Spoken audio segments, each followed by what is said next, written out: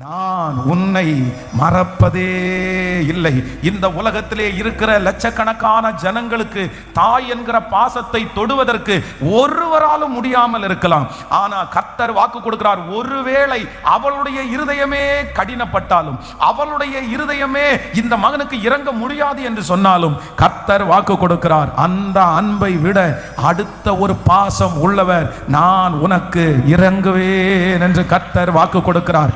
இந்த ஜெபம் முடிய தாயினுடைய பாசத்தை நீங்க பாப்பீங்க. அந்த பிரச்சனையில அம்மா இருந்து உங்களுக்கு பண்ணுனா என்ன பண்ணுவாங்க, அந்த இடத்துல உங்களுக்காக அம்மா பேசுனா என்ன பேசுவாங்க, அந்த இடத்துல உங்களுக்காக அம்மா நின்னாங்கன்னா எந்த காரியத்துல நிப்பாங்களோ, கர்த்தராகிய ஆண்டவர் வாக்கு கொடுக்கிறார், அதை விட மேலாக நான் உனக்கு இருப்பேன். நம்புறவங்க நல்ல கரங்களை முழு பலத்தோடு, பிரதர், கர்த்தர் இன்றைக்கு அந்த பிரச்சனையில உங்க தாயை விட இன்னொரு படி, அந்த கடனுக்காக உங்க அம்மா இறங்கி கொடுக்க மாட்டாங்களா? அம்மாவுடைய கையில எவ்வளோ இருக்குது, அவங்க நினைச்சா அதை செய்யலாம், அம்மா நினைச்சா இந்த காரியத்தில் என்ன தூக்கி விடலாம் அப்படின்னு நீங்க நினைச்சு அந்த தாயே இறங்க முடியாட்டாலும், கர்த்தர் அதை விட பாசம் உள்ளவர், அவர் உனக்கு இறங்குவேன். ஹல்லேலூயா. கைகளை உயர்த்தி இயேசுபாட்ட சொல்லலாம், நீர் எனக்கு தாயா இருக்கிறதற்காக ஸ்தோத்திரம், நீர் எனக்கு தாயா இருக்கிறதற்காக ஸ்தோத்திரம். ஹல்லேலூயா.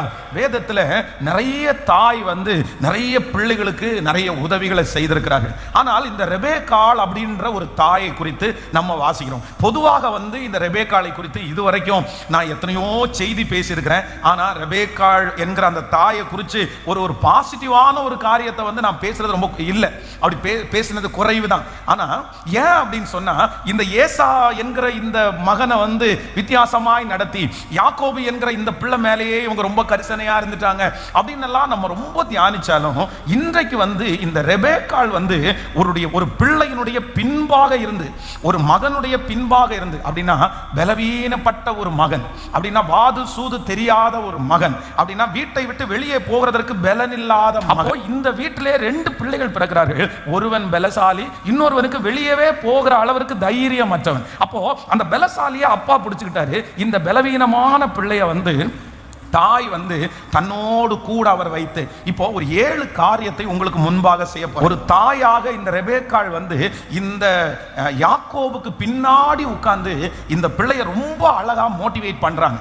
10 பிள்ளைகள் ஒரு தாய்க்கு இருந்தாலும் அந்த தாயினுடைய பாசம் அதிகமா யாருக்கு இருக்குன்னா, பலவீனப்பட்ட பிள்ளைக்கு மேலதான் தாயினுடைய பாசம் இருக்குது. இந்த இடத்துல இந்த ஏசா வனசஞ்சாரி அப்படின்னு ஒரு வார்த்தை சொல்லுது, இன்னொன்னு சொல்லுது அவன் வேட்டையாடுகிறவன் அப்படின்னு சொல்லுது, இன்னொன்னு அவங்க அப்பா சொல்லும்போது சொல்றாரு, நீ ஒரு ருசியா எனக்கு பதார்த்தத்தை என்ன பண்ணிட்டு வா, சமைச்சிட்டு வா. அப்போ இந்த ஏசாவுக்கு என்ன தெரியும்னா, இவர் ரொம்ப கான்ஃபிடென்டான ஒரு மனுஷன், தைரியமான ஒரு நபர். அப்படின்னா சிலரெல்லாம் சொல்லுவாங்கல்ல, எது வந்தாலும் பார்த்துக்கலாம்யா, எது வந்தாலும் பார்த்துக்கலாம், அந்த மாதிரி ஒரு கேரக்டர் தான் யார் அப்படின்னா இந்த ஏசா. அதனால தான் சேஷ்டபுத்திர பாகத்தை யாக்கோபு கேட்கும்போது அது அவன் அசால்ட்டா, நானே சாக போறேன், என்னுடைய சேஷ்டபுத்திர பாகம் என்னது இருக்கு அப்படின்னா ரொம்ப அசால்ட்டா எல்லாத்தையும் தூக்கி போட்டு அப்படியே ஒரு ஸ்ட்ரென்தன் உள்ள ஒரு பிள்ளை.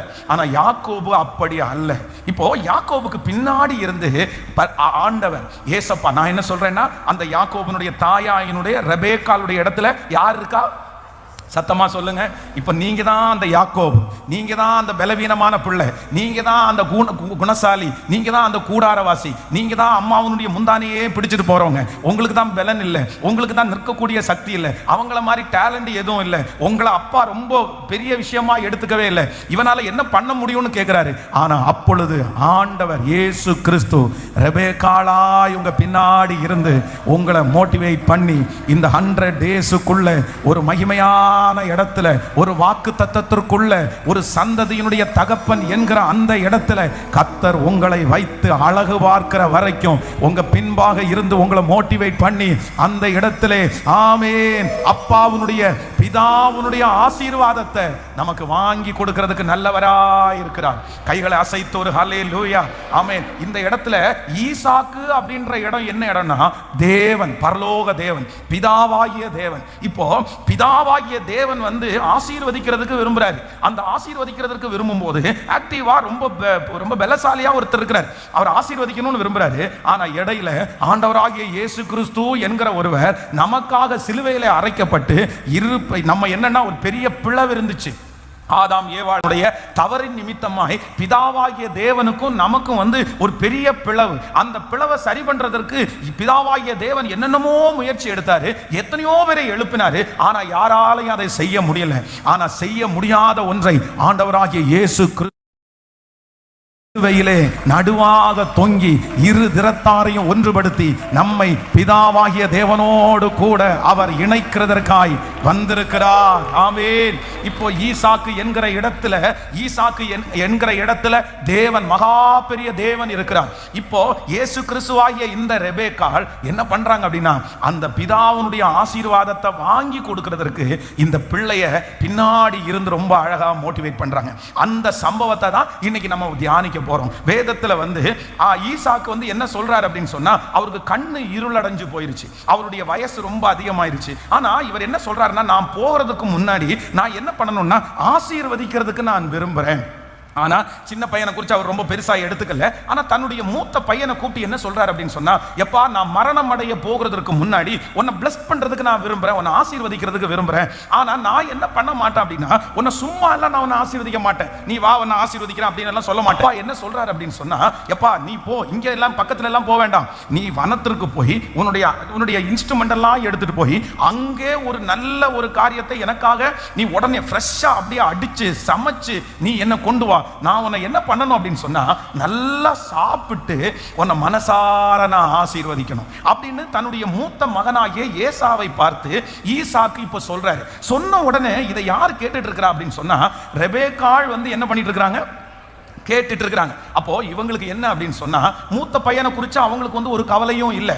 ஏன்னா மூத்த பையனை குறித்து நீங்க வேதத்துல பல இடங்களில் வாசிக்கும் போது அதுல ரொம்ப 26ஆம் அதிகாரத்தினுடைய 34, 35வது வசனத்தை வாசிச்சீங்கன்னா இந்த பையன் யாருன்னு உங்களுக்கு தெரியும். 26ஆம் அதிகாரம் 34, 35 வாசிங்கன்னா, ஏசா 40 வயதான போது ஏத்தியனான பேரினுடைய குமாரத்தியாகிய யூதித்தையும் ஏத்தியனான ஏலோனுடைய குமாரத்தியாகிய பஸ்மாத்தையும் விவாகம் பண்ணினான். அடுத்து அவர்கள் ஈசாக்குக்கும் ரெபேக்காளுக்கும் மனநோவா இருந்தார்கள். நல்லா கவனிச்சுங்க.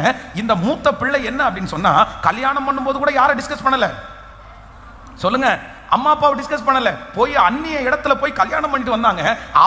இவர் கல்யாணம் பண்ணிட்டு வந்த பொண்ணு இவங்களுக்கு எப்படியா இருந்தாங்களாமா.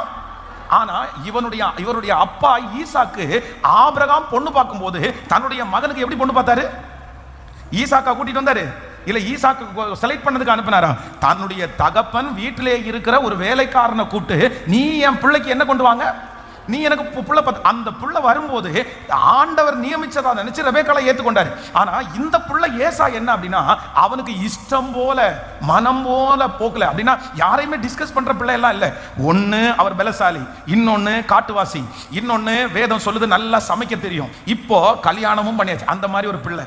இப்போ அந்த பிள்ளைய ஆசீர்வதிக்கணும்னு சொல்லும் போது இந்த ரெபேக்காள் என்ன பண்றாங்கன்னா, பின்னாடி உட்கார்ந்து கேட்டுட்டே இருக்கிறாங்க. இப்ப கேட்டுட்டு இருந்த இந்த ரெபேக்காளுக்கு இல்ல இல்ல இல்ல இல்ல எனக்கு என்ன பண்ணணும் அப்படின்னு சொன்னா, என்னுடைய யாக்கோபுக்கு எப்படியாவது ஆசீர்வாதத்தை வாங்கி கொடுக்கணும், தகப்பனாருடைய ஆசீர்வாதத்தை அவனுக்கு வாங்கி கொடுக்கணும். சோ நம்பர் 1, முதலாவதாக அந்த தாயார் செய்கிறத வாசிக்கலாம். 25வது 26வது வசனத்தை வாசிக்கலாமா? ஆமென். நீங்க வாசிக்கலாம். 27ஆம் அதிகாரம் 25ஆம் அதிகாரத்தினுடைய 28வது வசனத்தை வாசிக்கலாம். 25ஆம் அதிகாரம் 28வது வசனத்தை வாசிக்கலாமா? ஏசா வேட்டையாடி கொண்டு வருகிறது ஈசாக்குனுடைய வாய்க்கு ருசியா இருந்ததினாலே ஏசாவின் மேல் பட்சமாய் இருந்தான். ரெபேக்காளோ யாக்கோபின் மேல் பட்சமாய் இருந்தாள். இன்னொரு விஷயம் கூட வாசிக்கலாம். ஆமென். ஏசா வேட்டையாடி கொண்டு வருகிறது ஈசாக்குனுடைய வாய்க்கு ருசிகரமாய் இருந்ததினாலே ஏசாவின் மேல் பட்சமாய் இருந்தான். ரெபேக்காளோ யாக்கோபின் மேல் பட்சமாயிருந்தார். ஹல்லேலூயா. கர்த்தருடைய பிள்ளைகளே, நம்பர் 1, முதலாவதாக இந்த ரெபேக்காள் என்கிற ஆண்டவராகிய இயேசு கிறிஸ்து. இந்த ரெபேக்காள் என்கிற ஒரு தாய் வேதம் சொல்லுது, ஏசா வேட்டையாடி கொண்டு வருகிறது ஈசாக்குனுடைய வாய்க்கு ருசிகரமாய் இருந்தபடினாலே ஏசாவின் மேல் பட்சமாயிருந்தான். அப்படின்னா இந்த ஏசா தன்னுடைய தகப்பனாருடைய அன்பை இழுக்கிறதற்கு அவர் கையில ஒரு ஞானம் இருக்குது, அவர் கையில ஒரு டேலண்ட் இருக்குது. அவர் போய் நல்லா சமைச்சிட்டு கொடுத்தா ஈசாக்கு என்னவா இருக்காம ரொம்ப ருசியா இருக்கு. அதனால இந்த ஏசாவை அவருடைய தகப்பனார் நேசிக்கிறதுக்கு என்ன இருக்குன்னா ஒரு காரணம் இருக்குது, ஒரு வெற்றி இருக்குது. அதற்கு பின்பாக அந்த பிள்ளைக்கு ஒரு டேலண்ட் இருக்குது. ஆனா வேதம் சொல்லுது, ரெபேக்காளோ யார் மேல பிரியமா இருந்தானா, பட்சமா இருந்தாங்கன்னா, ஆமென், ஏசா முன்னாடி இருக்கிறாரு. யாரு பின்னாடி இருக்கிறார்னா யாக்கோபு பின்னாடி இருக்கிறார். ஆனா வேதம் சொல்லுது, ஒரு தாயினுடைய அன்பு முன்னாடி இருக்கிற பிள்ளை மேல அல்ல, யார் மேல இருக்கு அப்படின்னா பின்னாடி ஒதுக்கப்பட்ட, தாளந்தே இல்லாத, திறமை இல்லாத அந்த பிள்ளைக்கு பின்பாக வேதம் சொல்லுகிறது, இந்த ரெபேக்காள் அவனுக்கு பட்சமா இருந்தார். நான் இன்னைக்கு விசுவாசிக்கிறேன், ஆண்டவர் இன்னைக்கு கிருபையாய் வாக்கு கொடுக்கிறார். இந்த சத்தத்தை கேட்கிற யார் ஒருவர் நீங்க பின்னாடி இருக்கிறீங்களோ, நீங்கள் பின்னுக்கு தள்ளப்பட்டிருக்கிறீர்களோ, உங்க பட்சத்தில் ரெபேக்காள் என்கிற ஆண்டவராகிய இயேசு கிறிஸ்து உங்களை ஆதரிக்கிறவராய் இருக்கிறார். உங்க பக்கத்தில் அவர் இருக்கிறவரா இருக்கிறார். அவர் உங்களுக்கு துணையா இருக்கிறவரா இருக்கிறார். நான் விசுவாசிக்கிறேன், பின்னுக்கு இருக்கிற உங்களை வெகு சீக்கிரத்திலே உங்களோடு கூட கனெக்டா இருக்கிற உங்களை ஆதரிக்கிற அந்த கர்த்தர் முன்னாடி கொண்டு வருவார். உங்க சொந்தங்களுக்கு முன்பாக உங்க பிள்ளையை கொண்டு வருவார். கர்த்தர் உங்க குடும்பத்தை கொண்டு வருவார். பின்னாடி இருக்கிற உங்களுடைய பட்சத்திலே இயேசு உங்களோடு கூட இருக்கிறார். கர்த்தர் இன்னைக்கு கிருபையாய் வாக்கு கொடுக்கிறார். அவர்களுக்கு முன்பாக நீங்கள் பின்பாக உட்கார்றதை குறித்து, பின்னாடி இருக்கிறத குறித்து நீங்க கவலைப்பட வேண்டிய அவசியம் இல்லை. ஆண்டவராகிய இயேசு கிறிஸ்து பின்னாடி இருக்கிற திறமையே இல்லாத, பலமே இல்லாத உங்களிடத்திலே கர்த்தர் பட்சமா இருக்கிறார். நம்புறவங்க நல்ல கரங்களை தட்டி முழு பலத்தோடு ஏசப்பா நன்றி என்று சொல்லுங்க பார்க்கலாம். நன்றி என்று சொல்லுங்க பார்க்கலாம். ஆமென், ஆமென், ஆமென். என்னை பின்பாக இருந்து என்னை முதன்மையாக்குகிற கர்த்தரா இருக்கிறார். எத்தனை பேர் விசுவாசிக்கிறீங்க? அப்போ இந்த தாயாருடைய பாசம், அம்மாவுடைய பாசம் யார் மேல இருக்குன்னா முன்னாடி இருக்கிற பிள்ளை மேல இல்லை, பின்னாடி இருக்கிற பிள்ளை மேல. 10 பேர் ஓட்ட பந்தயத்தில் இருக்கிறாங்கன்னா அந்த ஃபர்ஸ்ட் ரேங்க் எடுக்கிற பிள்ளைங்க மேலதான் நிறைய பேருடைய கண் இருக்கும். ஆனா அம்மா, ஒரு உண்மையான தாயாருடைய அன்பு யார் மேல இருக்கும்னா அந்த பின்னாடி இருக்கிற பிள்ளை. எல்லாரும் ஓடி முன்னாடி போறவங்களுக்கு, வீடியோ கேமரா பண்றவங்க அந்த முன்னாடி ஓடுறான் பாருங்க, அவங்க முன்னாடி தான் ஓடுவாங்க. எல்லாரும் அவங்க முன்னாடி தான் ஃபோக்கஸ் பண்ணுவாங்க. ஆனா பெத்த தாய் யார் மேல ரொம்ப கரிசனையா இருப்பாங்கன்னா தன்னுடைய பிள்ளை பின்னாடி ஓடிக்கொண்டிருக்கிற பிள்ளை மேல தாயினுடைய பாசம் இருக்கும். இந்த 100 நாள் ஜெபம் முடிகிறதுக்குள்ள நான் விசுவாசிக்கிறேன், பின்னாடி ஓடிக்கொண்டிருக்கிற, பின்னாடி இருக்கிற உங்களை கர்த்தர் தட்டி, கர்த்தர் அரவணைச்சு, ஆண்டவர் உங்களை பலப்படுத்தி உங்களை முன்னணியிலே கொண்டு வருவேன் என்று கர்த்தர் கிருபையாய் நல்ல நம்புறவங்க முழு பலத்தோடு கர்த்தர் நிச்சயமாய் முன்பாக கொண்டு வருவார்.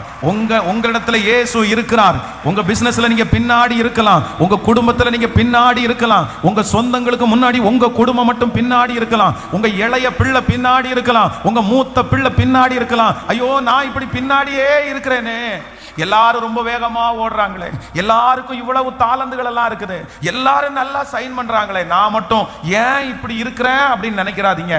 உங்களுக்கு பின்னாடி யார் இருக்கான்னா அப்பா உங்களுக்காக இருக்கிறார்.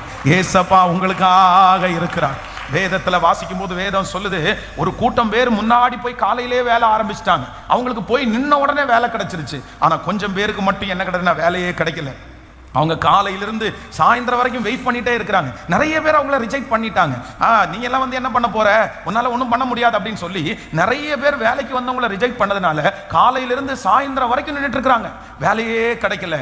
ஆனா ஒரே ஒரு எஜமானன் வருகிறார், அந்த பின்னுக்கு தள்ளப்பட்ட அவங்கள பார்க்கிறார். நீங்க வேலைக்கு வரீங்களா அப்படின்னு கேட்கும்போது அவங்க சொல்றாங்க, எங்களை யாரும் வேலைக்கு கூப்பிடல, எல்லாரும் எங்களை ரிஜெக்ட் பண்ணிட்டாங்க, பரவாயில்ல நீங்க வாங்கன்னு அவர் கூட்டிட்டு போறாரு. கூட்டிட்டு போய் தன்னுடைய தோட்டத்துல 1 மணி நேரம் தான் அவங்க வேலை செய்யறாங்க. ரொம்ப கொஞ்சமான நேரம் தான் அவங்க வேலை செய்யறாங்க. அவங்க பெரிய வேலை எதுவுமே செய்யல. ஏன்னா அவங்க பின்னுக்கு தள்ளப்பட்டவர்கள். அவங்க சம்பளத்தை பேசல, எங்களுக்கு வேலை கிடைச்சதே பெரிய விஷயம் அப்படின்னு போய் நின்னாங்க. ஆனா அந்த எஜமானன் என்ன பண்ணார் அப்படின்னு சொன்னா, எல்லாரையும் வேலை முடிச்சுட்டு கூப்பிடுறதுக்கு முன்னாடி பின்னாடி வந்தவர்களை கூப்பிட்டு அவர்களுக்கும் முன்பாக வேலை செய்திருக்கிறவர்களுக்கு போலவே சம்பளத்தை கொடுத்தார். அவர்களை முன்னுக்கு கொண்டு வந்து நிறுத்தினார். நான் விசுவாசிக்கிறேன், உங்க குடும்பத்தை ஆண்டவர் முன்னாடி கொண்டு வந்து நிறுத்துவார். உங்க பிள்ளைகளை ஆண்டவர் முன்பாக கொண்டு வந்து நிறுத்துவார்.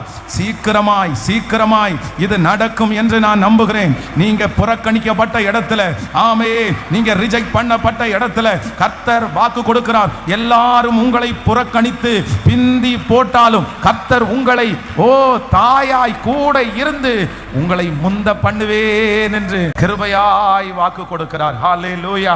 38 வருடமாய் வியாதியாய் இருக்கிற ஒரு மனுஷனை குறித்து வேதம் சொல்லுது, எவ்வளவோ முயற்சி எடுத்தோம், எல்லா முயற்சியிலையும் அந்த மனுஷன் தோற்று போகிறான், பின்னாடி தள்ளப்படுகிறான். முன்னாடி வந்தவங்க எல்லாம் சுகப்படுத்தப்பட்டு போயிட்டே இருக்கிறாங்க, விடுதலை கிடைச்சு போயிட்டே இருக்கிறாங்க. ஆனா இந்த மனுஷன் மட்டும் இப்ப பின்னுக்கு தள்ளப்படுகிறான். ஆனா கர்த்தர் அந்த மனுஷனுக்காக கடந்து வந்து அவனுக்கு ஒரு தனி வழியை கர்த்தர் வச்சு அந்த மனுஷனை முன்பாக கர்த்தர் கொண்டு வந்து நிறுத்துகிறார். அந்த தேவன் தான் இன்றைக்கு கிருபையாய் வாக்கு கொடுக்கிறார். பிரதர், நீங்க முன்னாடி வருவீங்க. சிஸ்டர், ஆண்டவர் உங்களை முன்னாடி கொண்டு வந்து நிறுத்துவார். பிரதர், உங்க குடும்பத்தை ஆண்டவர் முன்னாடி கொண்டு வந்து நிறுத்துவார். நீங்க சொந்தக்காரங்களுக்கு முன்னாடி சீக்கிரமா நீங்க முன்னாடி வருவீங்க. நீங்க ஆண்டவரை பற்றி பிடித்துக் கொள்ளுங்கள். நீங்க ஆண்டவரை நேசிக்க ஆரம்பிங்கள். மனதை தளர விட வேண்டாம். தைரியப்படுங்க. இப்போ கர்த்தர் ஒரு தாயாய் கர்த்தர் வந்து நின்று, ஆமென், உங்க பட்சத்துல, பிந்தி இருக்கிறவருடைய பட்சத்துல கர்த்தர் கிருபையாய் இருக்கிறார். ஹல்லேலூயா. இந்த உலகத்துல இருக்கிற எல்லாருமே மோஸ்ட்லி ஒரு 99% பேரு யாரோட தான் ஐக்கியமா இருக்காங்க தெரியுமா? யாரை தான் அவங்க என்கரேஜ் பண்ணுவாங்க தெரியுமா? யாருக்கு பின்னாடி உட்கார்ந்து அவங்கள மோட்டிவேட் பண்ணுவாங்க தெரியுமா? யார் ஒருத்தர் முன்னாடி இருக்கிறார்களோ. பாருங்க, இன்னைக்கெல்லாம் ஸ்கூல்ல எல்லாம் மாறி போயிருச்சு. ஃபர்ஸ்ட் எல்லாம் ஸ்கூல்ல எல்லாம் முன்பாகலாம் எந்த குழந்தை எந்த குழந்தை படிக்கலையோ அந்த குழந்தைக்கு தான் டீச்சர்ஸ் எல்லாம் என்ன பண்ணுவாங்க, நிறைய முயற்சி எடுப்பாங்க. அந்த பிள்ளைகளை வச்சு பாடம் படிச்சு கொடுப்பாங்க. ஆனா இன்னைக்கு எல்லாம் அப்படியே டோட்டலா மாறிடுச்சு. இன்னைக்கு என்ன தெரியுமா? ஸ்கூல்ல வந்து எந்த குழந்தை மக்கு சட்டியோ அந்த குழந்தைய வந்து ஸ்கூலை விட்டே எடுத்துருவாங்க. நீங்க வந்து 10th 9th வந்து ஒரு ஸ்கூலுக்கு திரும்பி ஜாயின் பண்ண முடியும்னு நினைக்கிறீங்க? ஜாயின் பண்ண முடியாது. இன்னைக்கு எங்க போனாலுமே மார்க் இருக்கிறா அந்த பிள்ளைக்கு இடம் இருக்குது. அந்த பிள்ளைய நல்லா என்கரேஜ் பண்ணுவாங்க. அந்த பிள்ளைக்கு வந்து சீட் இருக்கு, அந்த பிள்ளைய வந்து அந்த ஸ்கூல் ரொம்ப அழகா வச்சுக்கும். ஆனா அந்த மக்கு சட்டியா இருக்கிற பிள்ளைங்க எப்படிதான் கழிச்சு கட்டலாம்? அது எக்ஸாம் எழுதாம இருந்தா எப்படி இருக்கும்? அவங்களுக்கு என்ன தெரியுமா?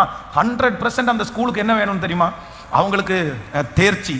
அவங்களுக்கு அந்த பேனர்ல போடணும். என்ன பேனர்ல போடணும்? 100க்கு ஆமா, எங்க ஸ்கூல் வந்து 100க்கு 100 இல்ல. இந்த எண்ணம் இருக்கிறது தவறல்ல, கண்டிப்பா இருக்கட்டும். 100க்கு 100 சென்டம் நாங்க கொடுத்துட்டோம் அப்படின்றது மகிழ்ச்சி தான். ஆனா அதுக்காக ஒண்ணும் இல்லாத குழந்தைகளை நம்ம வந்து என்ன பண்ணிட முடியாது. அவனுக்கு வாழ்வே இல்லை அப்படின்னு நம்ம சொல்லிட முடியாது. இந்த உலகத்துல எங்க போனாலும் முன்னணியிலே இருக்கிறவர்கள் பட்சத்துல ஆயிரக்கணக்கான பேர் இருக்கிறாங்க. அவர்களுக்கு சப்போர்ட் பண்றதுக்கு எத்தனையோ பேர் இருக்காங்க. அவங்களை உந்தி தள்ளுறதற்கு, அவங்களுக்கு உதவி செய்வதற்கு, அவங்களை ஆசீர்வதிக்கிறதுக்கு எத்தனையோ பேர் இருக்கிறாங்க. ஆனா உங்களுக்கும் எனக்கும் ஆண்டவராகிய இயேசு கிறிஸ்து ஒரு தாயா இருந்து கர்த்தர் சொல்லுகிறார், பின்னுக்கு தள்ளப்பட்ட உங்களுக்கு பின்னாடி கர்த்தர் இருக்கிறார். பின்னுக்கு தள்ளப்பட்ட உங்க பிள்ளைக்கு பின்னாடி கர்த்தர் இருக்கிறாரு. ஆமென். இந்த உலகத்தால ரிஜெக்ட் பண்ணப்பட்டவர்களுக்கு பின்பு ஏசப்பா இருக்கிறாரு. இன்னைக்கு நிறைய பேரை பார்த்து கர்த்தர் வாக்கு கொடுக்கிறாரு, உனக்கு பின்னாடி நான் இருக்கிறேன்.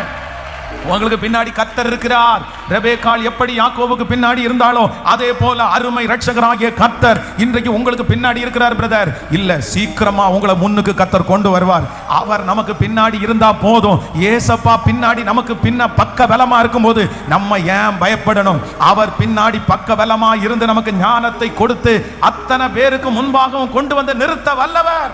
ஹல்லேலூயா. கைகளை உயர்த்தி சொல்லுவோம், இயேசுவே எனக்கு பின்புலமாய் வருவீராக.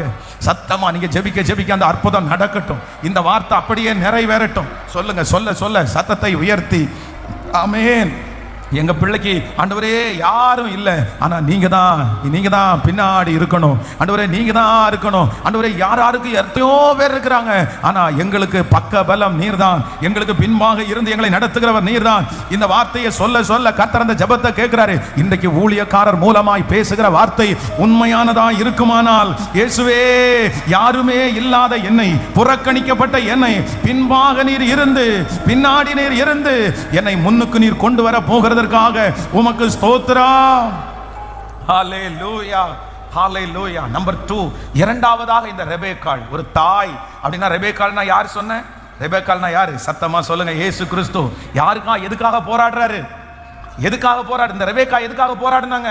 ரெபெக்கா ஈசாக்குனுடைய ஆசீர்வாதத்தை வாங்கி கொடுக்கணும்னு போராடினது போல பிதாவாகிய தேவனுடைய ஆசீர்வாதத்தை வாங்கி கொடுக்கிறதற்கு ஆண்டவராகிய இயேசு கிறிஸ்து நமக்காக இப்பொழுது போராடி கொண்டிருக்கிறார். அவர் போராடுகிற முதல் போராட்டம் என்ன அப்படின்னா, என் பிள்ளைக்கு நான் பக்க பலமா பின்னாடி இருந்து முன்னுக்கு கொண்டு போய் நிறுத்துவேன்னு சொல்றாரு.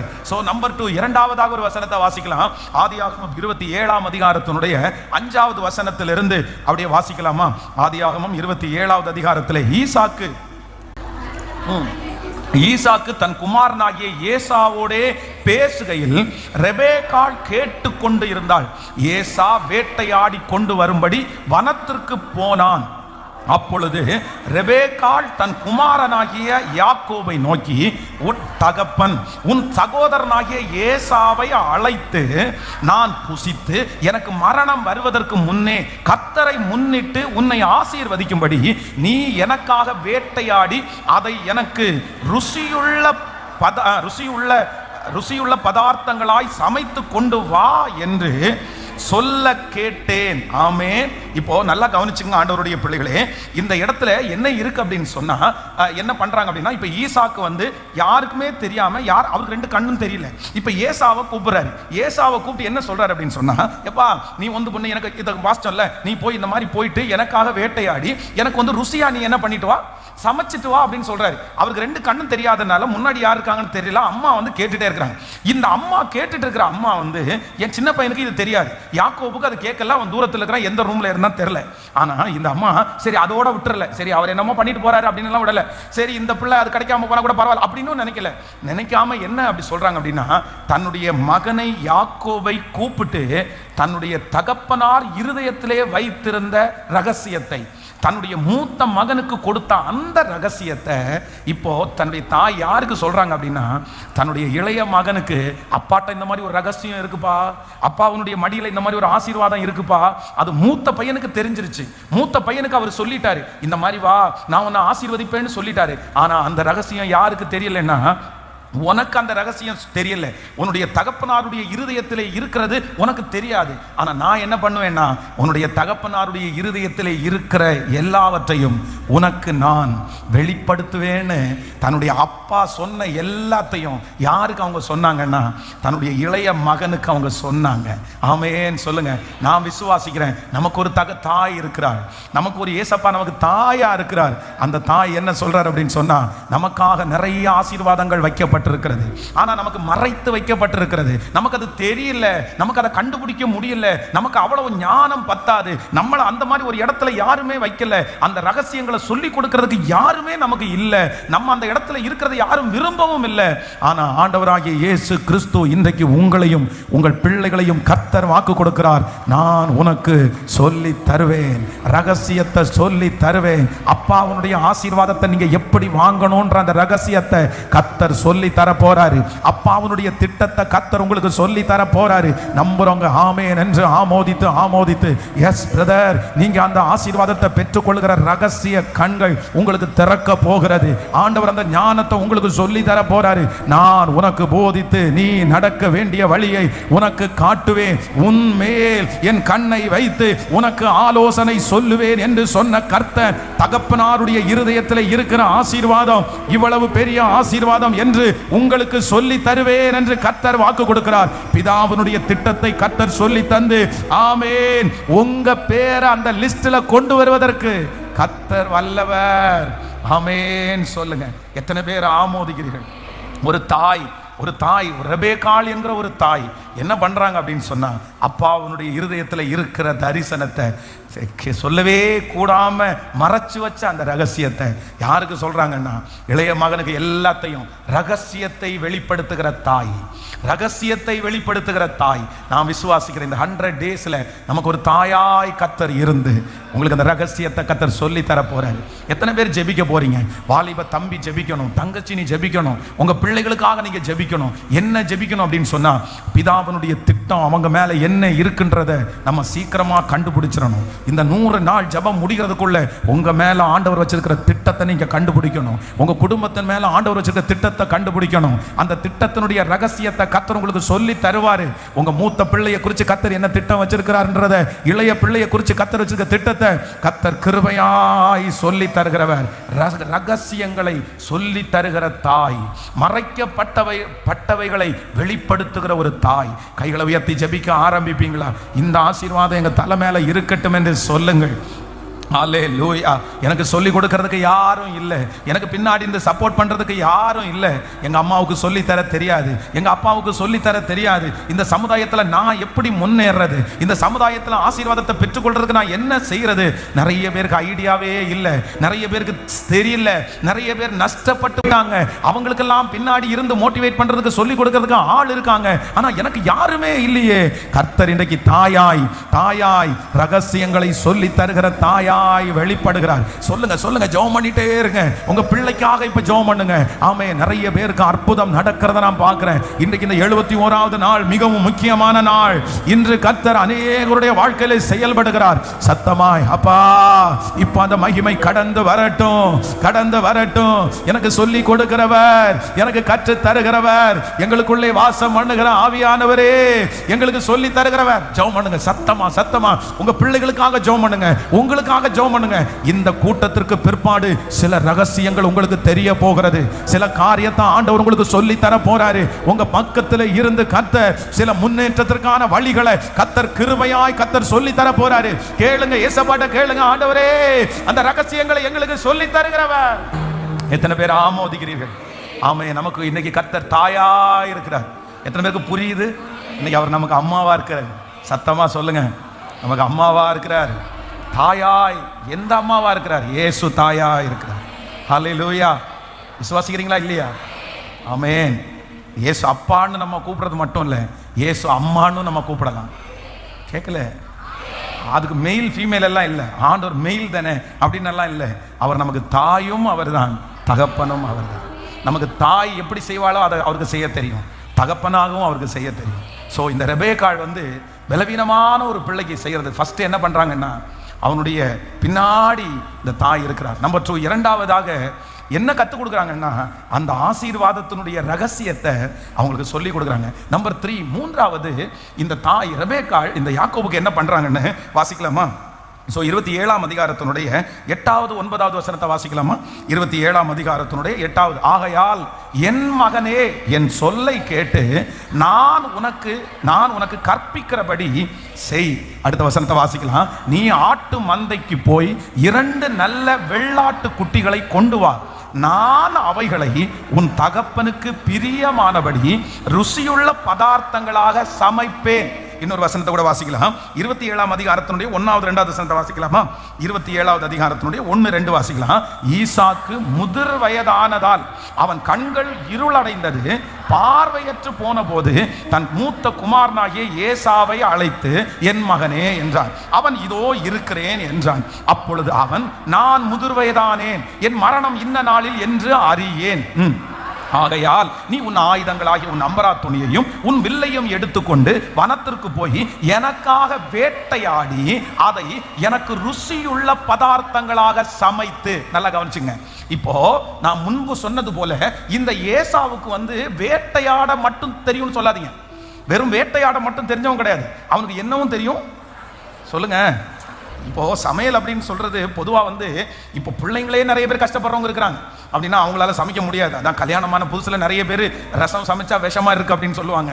அப்படின்னு நம்ம ஊர் பைபிள் படி நிறைய பேர் பைபிள் படி ஏதாவது ஜோக் சொன்னோன்னா சொல்லுவாங்கன்னா, ஆமேன், நீங்க சமைக்கிற சாப்பாடு ஏதேன் தொட்ட எச்சரிப்பு மாதிரி இருக்குது அப்படின்னு. ஏதேன் தொட்ட எச்சரிப்புனா என்னன்னா, நீ புசிக்கும் நாளிலே சாகவே சாவாய் அப்படின்லாம் சொல்லுவாங்க. அப்போ இந்த சமையல் அப்படின்றது ஒரு பெரிய கலை. அதுவும் அது எங்க பாஸ்டர் ஒருத்தர் சொல்லுவார், என்ன தெரியுமா, காய்கறியை ரொம்ப அழகா சொல்லுவார், காய் குழம்பையும் கறி குழம்பு மாதிரி செய்யணும் அப்படின்னுவாரு. சிலர் வெறும் காய் குழம்பு தான் பண்ணுவாங்க, ஆனா எப்படி இருக்கும் அது சிலருடைய பக்குவம். சிலர் ரொம்ப நல்லா சாதாரணமானதையும் ரொம்ப அழகா சமைச்சிருவாங்க. அப்போ இந்த இடத்துல என்ன அப்படின்னு சொன்னா, இந்த ஏசா வேட்டையாடுகிறவன் மட்டுமல்ல, எப்படி பண்றவன், வேட்டையாடுகிறத ருசியா சமைக்கிறவன். ஏன்னா ஏற்கனவே அவங்க அப்பாவுக்கு இந்த பிள்ளை ருசி உள்ளதை சமைச்சு கொடுத்து என்ன இருக்குது, பழக்கம் இருக்கு. அதனாலதான் என்ன சொல்றாரு அப்படின்னு சொன்னா, எனக்கு 2 கண்ணும் தெரியல, ஆனா நாக்கு எப்படி இருக்குது. வயசானவங்களுக்கு பொறுத்த வரைக்குமே பாத்தீங்கன்னா, இந்த நாக்கு மட்டும் நமக்கு மரணம் அடையாது. சரீரத்தில் எந்த அவயம் வேணாலும் செத்து போயிடலாம், ஆனா நாக்கு மட்டும் என்ன, அந்த ருசி. வயதானவங்க, எனக்கு ஒரு பாட்டி இருந்தாங்க. அந்த பாட்டி பாத்தீங்கன்னா, அவங்களுக்கு இந்த நான்வெஜ் சாப்பிடலான்னு ஆசையா இருக்கும், ஆனா பல்லு மொத்தமும் இருக்காது, எந்த பல்லுமே இருக்காது. அப்ப எங்கிட்ட கேட்பாங்க, எங்க ஏதாவது எப்போ சிக்கன் இருக்கும்போது எனக்கு கொஞ்சம் தருவியா அப்படின்னு கேட்கும்போது, நான் என்ன பண்ணுவேன்னா, அவங்களுக்கு இந்த வெத்தலை பாக்கு போடுறதுக்குன்னு ஒரு உருண்டையா ஒன்று வச்சிருப்பாங்க, கல் வச்சு தள்ளுறதுக்கு. எப்பவுமே வெத்தலை பாக்கு உள்ள வச்சு நச்சு வாயில போட்டு, அவங்க பழைய ஆட்கள் தானே, எப்ப பார்த்தாலும் அந்த வெத்தலை போட்டே இருப்பாங்க. அப்ப நான் என்ன பண்ணுவேன்னா, கொஞ்சம் சிக்கனை ஏதாவது உள்ள போட்டு நல்லா நச்சு மாவு மாதிரி கொடுப்பேன். கொடுத்த உடனே அந்த அம்மா அவ்வளவா, அந்த பாட்டி அவ்வளவா சாப்பிட்டுட்டு மனசார என்ன ஆசீர்வதிப்பாங்க, நீ நல்லா இருப்ப, நீ நல்லா இருப்ப, எல்லாரை விட நல்ல. எங்க அம்மா அங்க இருந்து திட்டுவாங்க, இந்த கிழவிக்கு இந்த வயசுல தேவை, இது சாப்பிட்டுட்டு அங்க எங்கேயும் இது டாய்லெட் போய் வச்சிட போகுது அப்படின்னு திட்டிட்டு இருப்பாங்க. ஆனா என்னமோ அவங்க சொன்ன பிளஸிங் எல்லாம் என் தலை மேல இருக்கிறது மாதிரி நான் நம்புறேன். சோ அவங்க அப்படி மனசார ஆசீர்வதிப்பாங்க. அப்போ இந்த நாக்கு அவருக்கு என்னவா இல்லை, கண்ணு தான் போச்சு, ஆனா நாக்கினுடைய ருசி இன்னொரு. அவர் ஸ்பெஷலா சொல்லும் போது என்ன சொல்றாரு அப்படின்னு சொன்னா, நீ எனக்கு சமைச்சிட்டு வா, ஆனா எப்படி சமைச்சிட்டு வா, ருசியுள்ள. இப்போ ஏசாவுக்கு சமைக்க தெரியும்.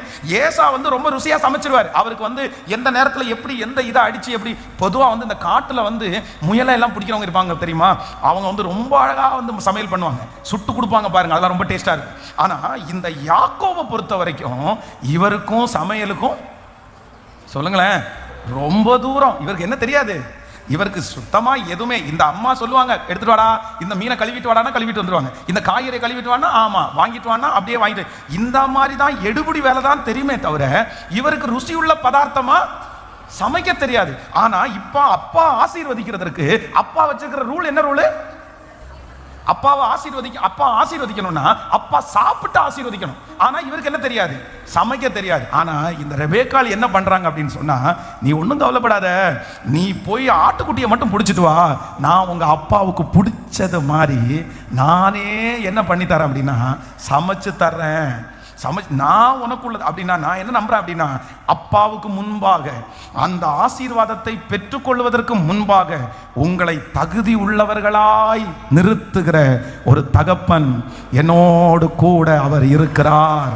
இன்றைக்கு ஏசப்பா நமக்கு ஒரு தாயை போல இருந்து கர்த்தர் நமக்கு வாக்கு கொடுக்கிறார். நான் உன்னை அவங்களுக்கு முன்னாடி குவாலிட்டியாய் நிறுத்துகிறதற்கு கர்த்தரே அந்த கிருபையை கொடுத்து, ஆண்டவரே உங்களுக்காக சமைத்து, ஆண்டவரே உங்களுக்கு சுவையுள்ளதை கர்த்தர் ஆயத்தப்படுத்தி நம்புறவங்க முழு பலத்தோடு ஆமென் ஹல்லேலூயா.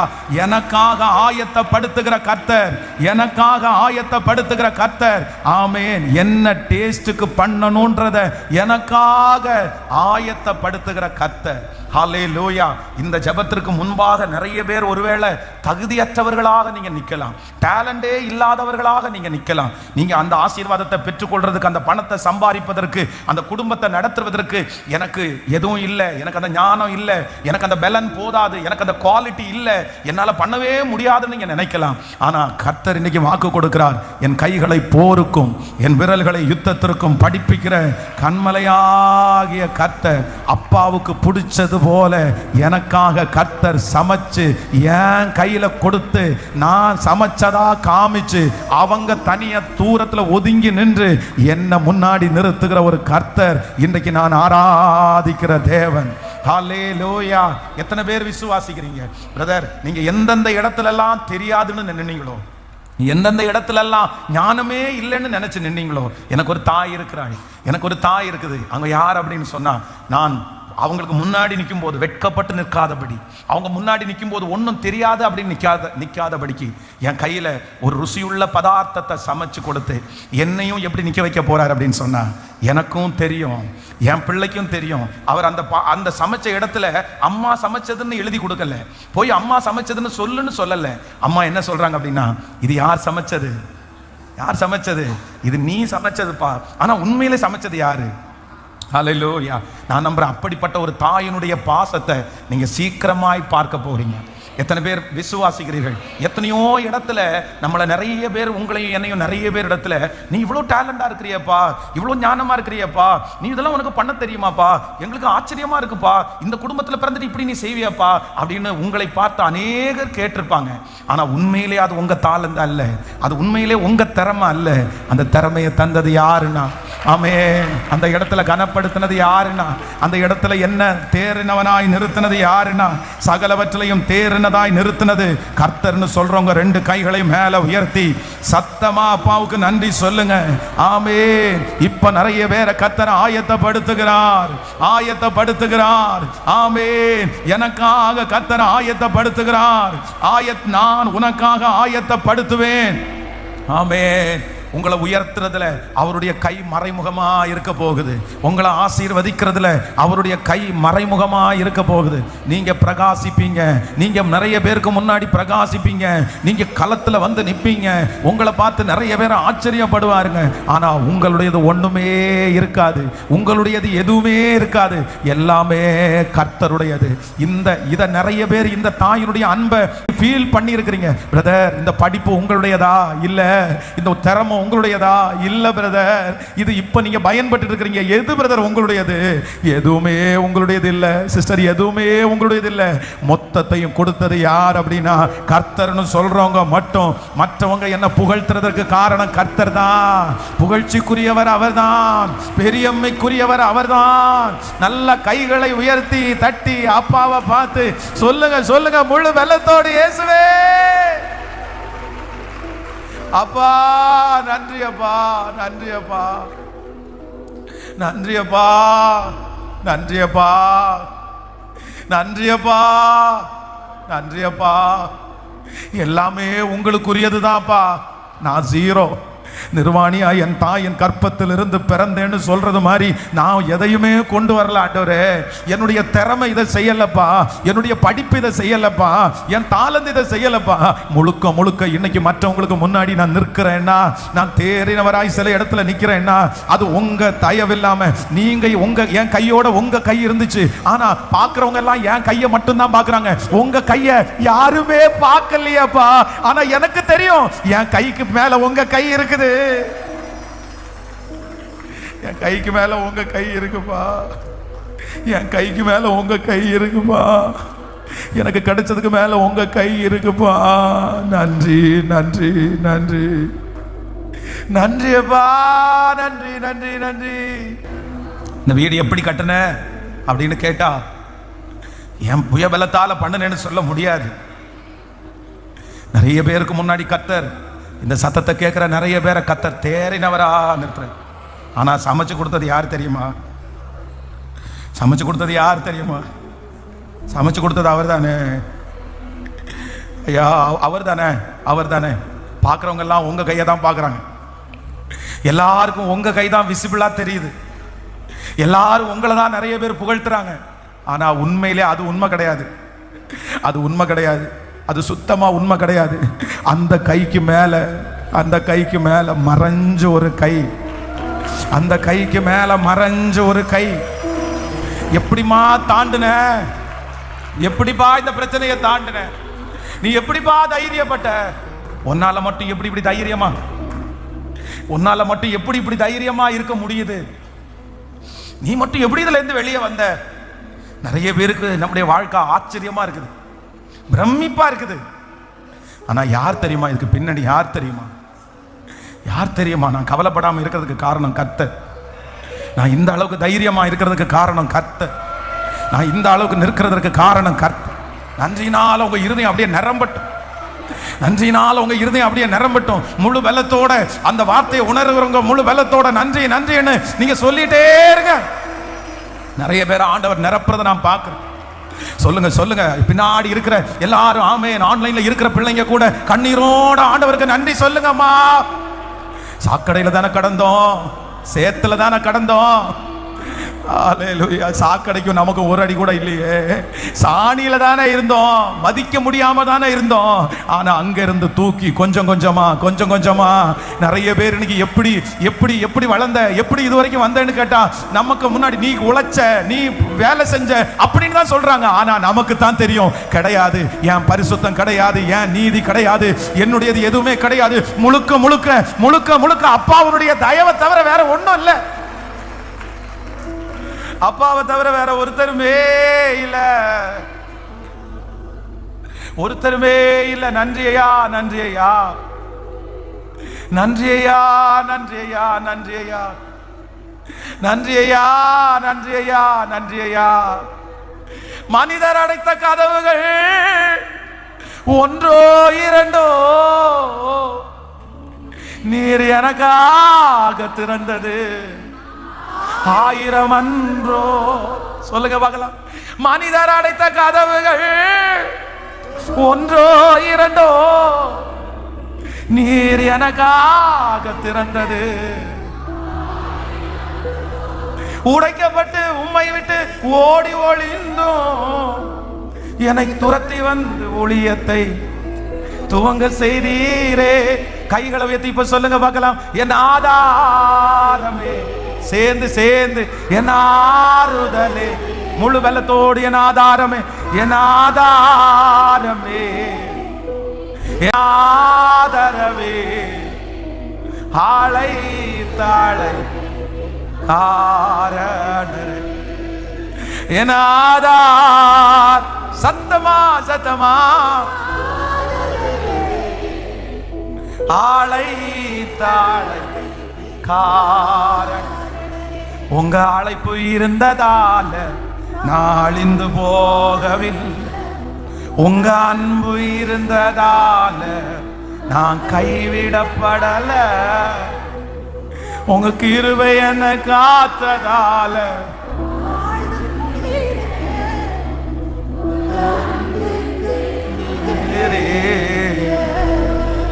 உங்க கிருபை என்ன காத்ததால உங்க அன்பிற்கு நிகரே. ஹல்லேலூயா ஹல்லேலூயா ஆமென். அவருடைய பாசத்தை இனி இல்லை. நிறைய பேருக்கு ஏற்கனவே அவர் என்னவா தான் இருக்கிறார் அப்படின்னு சொன்னா, ஏற்கனவே நம்ம நிறைய பேருக்கு அவர் எப்படி தான் இருக்காருன்னா தாயா தான் இருக்கிறார். உண்மைதானே? நமக்கு தாயா இருந்ததுனால தான் நம்ம இவ்வளோ தூரம் வந்திருக்கிறோம். இந்த யாக்கோபுக்கு எப்படி ரெபேக்காள் என்கிற ஒரு தாய் இருந்தார்களோ, அதே போல இயேசு நமக்கு இதுவரைக்கும் என்னவா தான் இருந்திருக்கிறாருங்க, தாயா இருந்திருக்கிறார். நம்பர் 4, 4வதாக இந்த ரெபேக்காளுடைய பாசம் அப்படின்னா, ஒரு பிள்ளை மேல ஒரு அம்மாவுக்கு இருந்த 4வது பாசம்.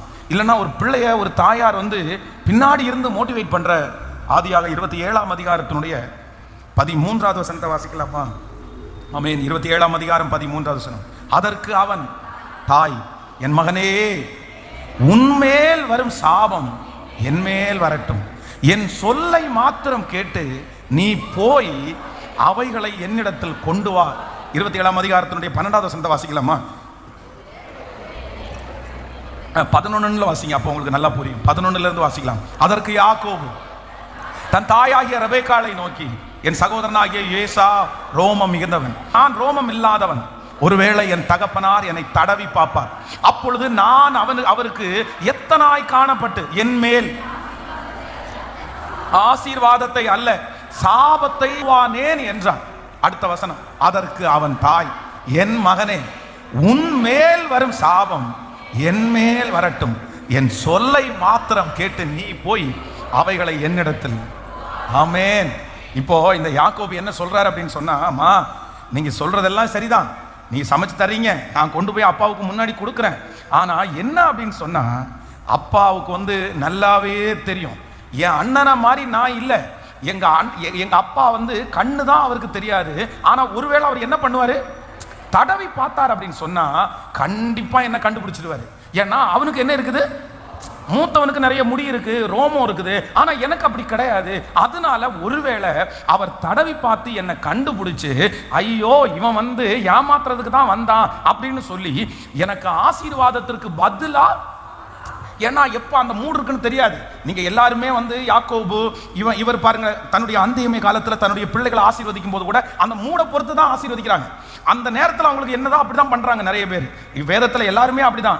ராகேல் பாருங்க, அவள் வேதனையான நேரத்தில் வந்து பிள்ளை பிறக்கும் போது பெனானி அப்படின்னு பேர் வைக்கிறாங்க. அந்த மாதிரி சிச்சுவேஷனுக்கு தகுந்த மாதிரி தான் அவங்க வந்து செயல்படுறாங்க. அப்போ ஒருவேளை என்னை எத்தனை அப்படின்னு பார்த்து ஆசீர்வாதத்திற்கு பதிலாக சாபத்தை கொடுத்துட்டாருன்னா என்னம்மா நான் பண்றது அப்படின்னு சொன்ன போது அந்த அம்மா எதுவுமே மாற்று கருத்து சொல்லாம, ஆமா இல்லப்பா அப்படியா, ஒருவேளை சபிச்சுட்டாருன்னா என்ன பண்றது, சரி வேண்டாம் பிளான் கேன்சல் அப்படின்னு எல்லாம் சொல்லலை. அவங்க சாபத்தை அப்படி அந்த அம்மா என்ன சொல்றாங்க அப்படின்னு சொன்னா, இந்த பாருப்பா உன் மேல விழுகிற சாபம் என் மேல விழட்டும். சாபம்னு ஒன்று வந்துச்சுன்னா அதை நான் எடுத்துக்கிறேன், ஆசீர்வாதம்னு ஒன்று வந்துச்சுன்னா நீ எடுத்துக்கோ. ஹல்லேலூயா. அதுக்காக தான் என் சாபத்தை என் அப்பா வாங்கிட்டு, ஆமென், அவருடைய கல்வாரி சிலுவையினால் என் சாபத்தை எனக்கு ஆசீர்வாதமாய் மாற்றி தந்த தேவனுக்கு நல்ல கரங்களை தட்டி எனது அனைத்து தீமையும், ஆமென், அவர் மேல் விழுந்ததால் அவருடைய அனைத்து நன்மையும் என் மேல் வந்தது. என் சாபத்தை வாங்கிக்கிட்டாரு, எனக்கு மேல வர்ற தண்டனை அவர் வாங்கிக்கிட்டாரு, எனக்கு மேல் வருகிற நிந்தையை அவர் வாங்கிட்டாரு. அவர் குறையெல்லாம் வாங்கி என்னுடைய பாவத்தினால் வந்த தண்டனை எல்லாம் அவர் வாங்கிட்டார். அப்பா வாங்கிட்டார். சட்டப்படி நான் தான் தண்டிக்கப்படணும், சட்டப்படி நான் தான் மோசமா நடந்தேன், சட்டப்படி நான் தான் தப்பு பண்ணினேன். ஆனா அப்பா என்ன பண்ணார் அப்படின்னா, அவருடையது எல்லாத்தையும் என்னுடையது எல்லாத்தையும் அவர் வாங்கிட்டார். நல்லவனுக்காக ஒருவேளை ஒருவன் மரிக்க துணிவான். நாம் பாவிகளா இருக்கையில் கிறிஸ்து நமக்கு மரித்து அவருடைய அன்பை அவர் வெளிப்படுத்தினார். எத்தனை பேர் அதை நினைக்கிறீங்க? அவருடைய பாசம் ரொம்ப பெருசு, அவருடைய பாசம் ரொம்ப பெருசு. என்னுடைய தலையில முள்கிரீடம் சூட்டப்படணும் அப்படி மோசமானதை நான் யோசிச்சேன். ஆனா எனக்கு பதிலா அவர் முள்முடியை ஏற்றுக்கொண்டார். என் வாயில நான் செஞ்ச தப்புக்கு அவருடைய வாயோட சேர்த்து அடிச்சாங்க. நான் என் கையில செய்த தப்புக்கு அவருடைய கையில ஆணிகளை அடிச்சாங்க. என் காலினால நான் செய்த தப்புக்கு அவருடைய கால்களில் ஆணிகளை அடிச்சாங்க. எல்லாத்தையும் எனக்காக ஏற்றுக்கொண்டார், எல்லா பாடுகளையும் எனக்காக ஏற்றுக்கொண்டார், எல்லா அக்கிரமத்தையும் எனக்காக ஏற்றுக்கொண்டார். இன்னைக்கு நான் ரட்சிக்கப்பட்டிருக்கேன்னா, இன்னைக்கு நான் குற்ற மனசாட்சி இல்லாம இருக்கிறேன்னா, இன்னைக்கு பாவத்தை குறித்து ஒரு இது சரி ஏசப்பா என்ன மன்னிச்சாரு அப்படின்னு எனக்கு ஒரு கான்ஃபிடென்ட் வருது அப்படின்னா, அது ஒரே ஒருத்தரால மட்டும்தான் அந்த கான்ஃபிடென்ட் வருது. எனக்காக அவர் சுமந்துட்டாரு, எனக்காக அவர் சுமந்துட்டாரு, எனக்காக அவர் சுமந்துட்டாருன்ற அந்த ஒரு காரணத்திற்காக தான் எனக்கு இந்த தைரியம் வருது. இப்படிப்பட்ட ஒரு தெய்வத்தை எனக்கு சொந்தமா கொண்டதற்காக சத்தத்தை உயர்த்தி எல்லாரும் இயேசுவேன்னு முழு பலத்தோடு நன்றி சொல்லுங்க பார்க்கலாம். உலகத்தில் இருக்கிற எத்தனையோ ஆயிரம் பேர் குற்ற மனசாட்சியில் அலைஞ்சிட்டு இருக்கும் போது அவங்கள மாதிரி எத்தனையோ தப்பு பண்ணினாலும் எனக்கு அந்த குற்ற மனசாட்சி இல்லாததற்கு காரணம் எனக்காக ஒருத்தர் பலியானார். அல்லேலூயா. இந்த அனைத்து தீமையும் உன்மேல் வந்ததால் உந்தன் அனைத்து நன்மையும் என் மேல் வந்ததே. எந்த அனைத்து தீமையும் உம்மேல் வந்ததால் உந்தன் அனைத்து நன்மையும் என் மேல் வந்ததே. உங்க அன்பு பெரியது, உங்க அன்பு பெரியது, உங்க அன்பு பெரியது, உங்க அன்பு பெரியது. ஈடிணையற்ற பாவியன் மீது ஏன் இந்த அன்பு ஒன்று புரியலையே. சித்தம் என் மீது வைத்திட்ட பின்பும் வாழ தெரியலையே, இன்னும் வாழ தெரியலையே. பாவியன் மீது ஏன் இந்த அன்பு ஒன்றும் புரியலையே. சித்தம் என் மீது வைத்திட்ட பின்பும் வாழ தெரியலையே, இன்னும் வாழ. கைகளை மேல உயர்த்தி தேவனே ஜீவனே, தேவனே ஜீவனே, இயேசுவே வழி சத்தியமே, தேவனே. சத்தமா கைய மேல உயர்த்தி தேவனே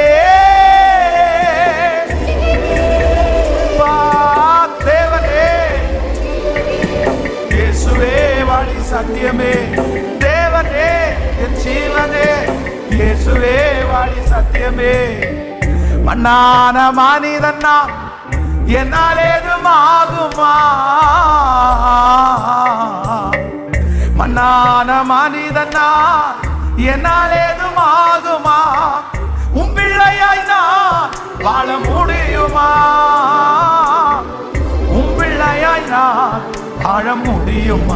கைய மேல உயர்த்தி பாவியின் மீது ஏன் இந்த அன்பு ஒன்றும் புரியலை. சொல்லுங்க எல்லாரும், சித்தம் என் மீது வைத்திட்ட பின்பும் வாழ தெரியலை. பாவியின் மீது ஏன் இந்த அன்பு, சித்தம் என் மீது வைத்திட்ட வாழ தெரியலை. இன்னும் வாழ தெரியலை, இன்னும் வாழ தெரியலையே, இன்னும் வாழ தெரியலையே. நன்றி ஆண்டவரே, நன்றி, நன்றி ஆண்டவரே, நன்றி நன்றி நன்றி. ஹல்லேலூயா. அப்ப ஆமே. நாலாவது, ஒரு தாய், கர்த்தர் நமக்கு ஒரு தாயா இருக்கிறார். எப்படி இருக்காருன்னா, எல்லா தீமையும் அவர் மேல வாங்கிச்சு. நம்முடைய பாவங்களுக்கு தக்கதாய் நமக்கு அவர் செய்யவே இல்லை. நம்முடைய தவறுகளுக்கு தக்கதாய் அவர் செய்யவே இல்லை. நம்மளை தண்டிக்கணும்னா எப்படி வேணாலும் ஆண்டவர் நம்மளை தண்டிச்சிருக்கலாம். நம்ம செஞ்ச தப்புக்கு என்ன வேணாலும் ஆண்டவர் நம்மளை பண்ணியிருக்கலாம். ஆனால் ஆண்டவர் கர்த்தர் எல்லாத்தையும் அவர் மேலே ஏற்றுக்கொண்டார். எல்லா தவறையும் அவர் மேலே ஏற்றுக்கொண்டு ஒன்று மட்டும்தான் நமக்கு காமிக்கிறாரு. ஆசீர்வாதத்தை மட்டும்தான் நமக்கு நல்ல பலன் தர்றார், நடக்க செய்கிறார், உழைக்க செய்கிறார். இவ்வளோ பெரிய நல்ல தேவன். ஹல்லேலூயா. அஞ்சாவது ஒன்று கூட சொல்லி நான் முடிக்கிறேன், டைம் ஆயிடுச்சு. ஸோ 27ஆம் அதிகாரத்திலே 15வது 16வது வசனத்தை வாசிக்க போகிறோம். 27ஆம் அதிகாரம் 15. பின்பு ரெபெக்காள், எல்லாரும் சேர்ந்து வாசிக்கலாம். ஆமேன். பின்பு ரெபெக்காள் வீட்டில் தன்னிடத்தில் இருந்த தன் மூத்த மகனாகிய ஏசாவின் நல்ல வஸ்திரங்களை எடுத்து தன் இளைய மகனாகிய யாக்கோபுக்கு உடுத்தி வெள்ளாட்டு குட்டியின் தோலை அவன் கைகளிலே ரோமம் இல்லாத அவன் கழுத்திலேயும் போட்டு தன் சமைத்த ருசியுள்ள பதார்த்தத்தையும் அப்பங்களையும் தன் குமாரனாகிய யாக்கோபின் கையிலே கொடுத்தாள். ஹல்லேலூயா. ஆமென். இப்போ என்ன பண்றாங்க அப்படின்னு சொன்னா, நீங்க 22வது வசனத்தை வாசிங்களேன். 22வது வசனம், 27ஆம் அதிகாரத்தோட 22வது வசனம். யாக்கோபு தன் தகப்பனாகிய ஈசாயினிடத்தில் கிட்ட போனான். அவன் இவனை தடவி பார்த்து, நல்லா கவனிச்சிங்க, தடவி பார்த்து, சத்தம் யாக்கோவின் சத்தம், கைகளோ ஏசாவின் கைகள் என்று சொல்லி. இப்போ கவனிங்க, இப்போ என்ன நடக்குது அப்படின்னு சொன்னா, இவன் சொல்றான் அம்மாவை பார்த்து, மா எங்க அண்ணனுக்கு ரோமம் அதிகமா இருக்குது, ஒருவேளை அப்பா தடவி பார்த்து கண்டுபிடிச்சு அவருடைய ஆசீர்வாதத்திற்கு பதிலாக சாபத்தை கொடுத்தா என்னமா பண்றது அப்படின்னு சொன்ன உடனே, மகனே உன் மேல விழுற சாபம் என் மேல விழட்டும், நீ தைரியமா போ, ஆசீர்வாதத்தை நீ எடுத்துக்கோ, சாபத்தை நான் எடுத்துக்கிறேன் அப்படின்னு அந்த அம்மா சொல்றாங்க. சொல்லிட்டு இப்ப என்ன பண்றாங்க அப்படின்னு சொன்னா, உண்மைதான் பையன் சொல்றது மாதிரி ஒருவேளை நடந்துச்சுன்னா என்ன பண்றது அப்படின்னு சொல்லிட்டு உடனே போய் யாருடைய ட்ரெஸ் எடுத்து போடுறாங்க. நம்ம ஏசாவுடைய வஸ்திரங்களில் ஒரு சிலதை எடுத்து இவனுக்கு சின்ன பையனுக்கு போட்டுட்டு அதுலயும் அவங்களுக்கு என்ன வரல, திருப்தி வரல. இப்போ கழுத்து, அப்போ ஏசாவுக்கு எங்க இருந்து முடி இருந்திருக்குது, இந்த கழுத்துல எல்லாம் முடி இருந்திருக்கு, கையில கழுத்துல எல்லாம் முடி இருந்திருக்கு. உடனே இப்ப என்ன பண்றாங்கன்னா, வெள்ளாட்டு தோலை எடுக்கிறாங்க. அதுல என்ன இருக்கும், அப்ப எந்த அளவுக்கு அவனுக்கு ரோமம் இருந்திருக்கு பாருங்களேன். அந்த வெள்ளாட்டு தோலை எடுத்து சுத்தி கழுத்துல ஒரு தோலை போட்டு நல்லா கவர் பண்ணி, நின்று பாரு அப்படின்னு சொல்லிட்டு நிக்க வச்சு, சூப்பர்ப்பா இப்ப போ அப்படின்னா, நான் நம்புறேன் இந்த 5வது ஒரு தாய் இருக்கிறாங்க. என்ன தாய் அப்படின்னா, என்னை நிறைய பேருக்கு முன்பாக அவங்க என்னை கண்டுபிடிக்க முடியாத அளவுக்கு என்னை நிறுத்துறதற்கு என்னை அலங்கரிக்கிற ஒரு தாய், என்னை அலங்கரிக்கிற ஒரு தாய். நான் நம்புறேன் அப்பா அவங்களை அலங்கரிக்க போறாரு. நிறைய ஆசீர்வாதத்தினால கர்த்தர் அலங்கரிக்க போறாரு, கிருபையினால அலங்கரிக்க போறாரு, ஞானத்தினால அலங்கரிக்க போறாரு, சொத்துகளினால கர்த்தர் அலங்கரிக்க போறாரு, சமாதானத்தினால கர்த்தர் அலங்கரிக்க போறாரு. நீங்க முன்னாடி போய் நிற்கும் போது அடையாளம் கண்டுபிடிக்க முடியாத அளவிற்கு கர்த்தர் தகப்பன் இயேசு அப்பா உங்களை அலங்கரிப்பேன் என்று கர்த்தர் வாக்கு கொடுக்கிறார். அந்த ஜனத்திற்கு முன்பாக இந்த 100 days ஜெபம் முடிகிறதுக்குள்ள கர்த்தர் வாக்கு கொடுக்கிறார், நான் உங்களை அலங்கரிப்பேன். நீ வெறுமையாய் போய் நிற்க போவது இல்லை, நீர் வெறுமையாய் போய் நிற்க போகிறது இல்லை. அலங்கரிக்கிற ஒரு நல்ல தகப்பன். ஹல்லேலூயா. அப்படியே எழும்பி நிற்கலாமா எல்லாரும்? இன்றைக்கு இந்த 71வது நாள், ஆமேன், தாயினுடைய அபிஷேகத்தோட நம்ம இடத்துல கர்த்தர் வந்திருக்கிறார்.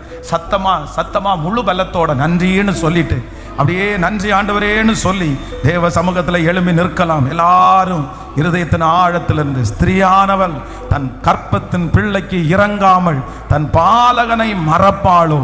அவர்கள் மறந்தாலும் நான் உன்னை மறப்பது இல்லை. ஸ்திரீயானவள் தன் கற்பத்தின் பிள்ளைக்கு இறங்காமல் தன் பாலகனை மறப்பாளோ? அவர்கள் மறந்தாலும் நான் உன்னை மறப்பதில்லை.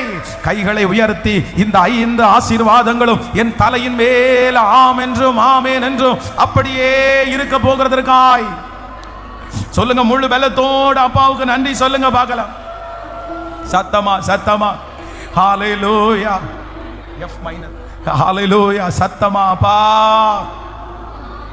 நன்றியப்பா சொல்லுங்க முழு பலத்தோடு. எஃப் ஷார்ப் கொடுங்க. நன்றியப்பா. நீங்க சொல்ல அந்த மகிமை எனக்கு ஒரு தாயாய் கர்த்தர் வெளிப்பட போகிறார். வாலிப தம்பி, ஆண்டவர் உனக்கு தாயாய் வெளிப்பட போறாரு. தங்கச்சி தாயாய் கர்த்தர் வெளிப்பட போறாரு. அம்மாவை மிஸ் பண்ற ஒவ்வொருத்தருக்கும் கர்த்தர் இன்றைக்கு தாயை போல இருக்க போறாரு. இந்த தாய் உங்களுக்காக எதை வேண்டும் என்றாலும் செய்கிற தாய். ஓ நன்றியப்பா, நன்றி. ஹalleluya. கருவில் என்ன காத்தத பார்த்தா அம்மான்னு சொல்லணும். உங்க தோளில் என்ன சுமந்தத பார்த்தா அப்பான்னு சொல்லணும். சொல்லுங்க எல்லாரும். கருவில் என்ன காத்தத பார்த்தா அம்மான்னு சொல்லணும். அப்பா தோளில் என்ன சுமந்தத பார்த்தா அப்பான்னு சொல்லணும். என்ன கொஞ்சுவதும் கெஞ்சுவதும் பா அம்மான்னு சொல்லணும். என்ன ஆற்றுவதும் தேற்றுவதும் பார்த்தா அப்பான்னு சொல்லணும். என்ன கொஞ்சுவதும் அம்மான்னு சொல்லணும். என்ன ஆற்றுவதும் தேற்றுவதும் பார்த்தா அப்பான்னு சொல்ல. இப்ப கையில மேல அப்பான்னு கூப்பிடுவே, உம்மை அம்மான்னு கூப்பிடுவே. சொல்லுவோம். அப்பான்னு கூப்பிடுவே, உம்மை அம்மான்னு கூப்பிடுவே. அப்பான்னு கூப்பிடத்தான் ஆசை.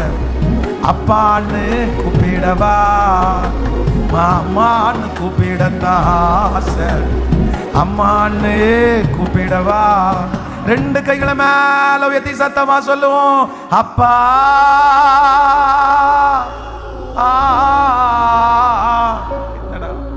அம்மா. எனக்கு தாயும் அவர்தான், எனக்கு தகப்பனும் அவர்தான். சொல்லுங்க முழு பலத்தோடு. என் பெற்ற தாயே என்னை மறந்தாலும், என் தகப்பனும் என் தாயும் என்னை கைவிட்டாலும் கர்த்தர் என்னை சேர்த்து கொள்ளுவார். இன்றைக்கு ஒரு தேவன் வந்திருக்கிறார். இன்றைக்கு ஒரு கர்த்தர் வந்திருக்கிறார். தகப்பனாய் தாயாய் வந்திருக்கிறார். நன்றிப்பா, நன்றி. என் கண்ணீரை துடைச்சத பார்த்தா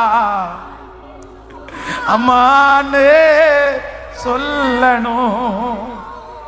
என் விண்ணப்பத்தை கேட்டத பார்த்தா அப்பான்னு சொல்லணும். என்ன கெஞ்சுவதும் கொஞ்சுவதும் பார்த்தா அம்மான்னு சொல்லணும். உங்க இரக்கத்தை உருக்கத்தை பார்த்தா, உங்க இரக்கத்தை உருக்கத்தை பார்த்தா சொல்லுங்க சத்தமா. அப்பா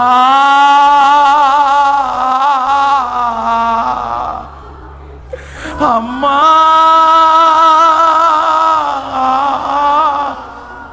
தகப்பன் தன் பிள்ளைக்கு இறங்காமல், தாய் தன் பிள்ளைக்கு இறங்காமல் தன் பாலகனை மறப்பாளோ? அவள் மறந்தாலும் நான் உன்னை மறப்பதில்லை. என்ன தூக்கி எடுக்கணும்னா, என்ன அலங்கரிக்கணும்னா, நீங்க அம்மாவா மாறாம, நீங்க அம்மாவா இல்லாம என்ன தூக்கி எடுக்க முடியாது ஐயா. இந்த சூழ்நிலையில நீங்க நியாயாதிபதியா வந்தா என்னால என்ன தூக்கி எடுக்க முடியாது. இந்த நேரத்தில் மூத்த சகோதரனா வந்தீங்கன்னா வெளியே போடான்னு தான் நீங்க சொல்லுவீங்க. நான் அப்படி ஒரு துரோகிப்பா, அப்படி ஒரு பாவிப்பா, அப்படி மோசமானவாப்பா.